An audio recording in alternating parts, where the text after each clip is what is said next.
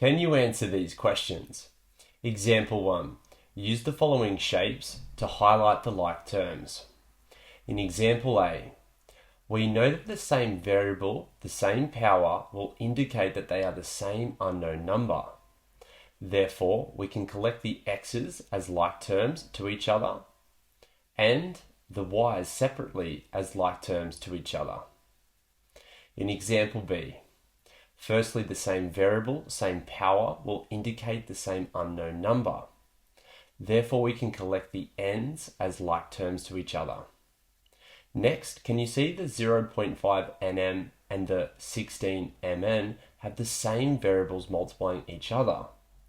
We can rearrange the variables since we can multiply numbers in any order. So we can collect the mn's as like terms to each other. Finally, the m squared and the 4m squared, they have the same power, same variable.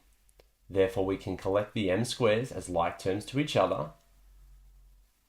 In the next example, we will be using the prior knowledge of adding and subtracting integers. If you need to revise these skills, I'll leave a link to my video in the description. Example 2.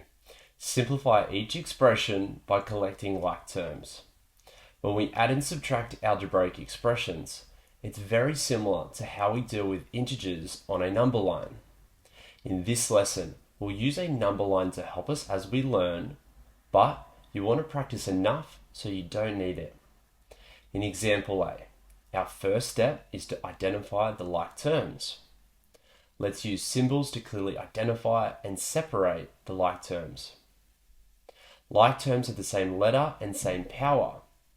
So let's circle the terms that have G's and put a square around the terms with H. Please note that we include the sign in front of each term. Now we complete each calculation separately. Firstly, the G variables. The first term tells you where you start on the number line, 8 groups of G. Then we're asked to add 3 more groups of G. This will equal 11 groups of G or 11G. Next, moving on to our H variables. Starting at 2 groups of H on the number line, then we're asked to add another H, which will equal 3H. This gives us a final answer of 11G plus 3H.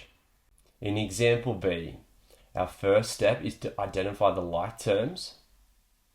Now we complete each calculation separately. Firstly, the x variables. The first term tells you where you start on the number line, 6 groups of x. Then we're asked to add 3 more groups of x. This will equal 9x. Next, moving on to the numbers. Starting at -7 on the number line, then we're asked to add 5, which will equal -2. This gives us a final answer of 9x minus 2. In example C, before we identify and separate the like terms, we notice the 5ab and the -2ba are like terms since we can multiply in any order, since they have the same product of variables. So we can write the expression like this to see our like terms. Now highlighting our like terms, let's now complete each calculation separately. Firstly, the ABs. Starting at 5 groups of AB on the number line, then we're asked to minus 2 groups of AB, which will equal 3AB. Next, moving on to the A squared variables.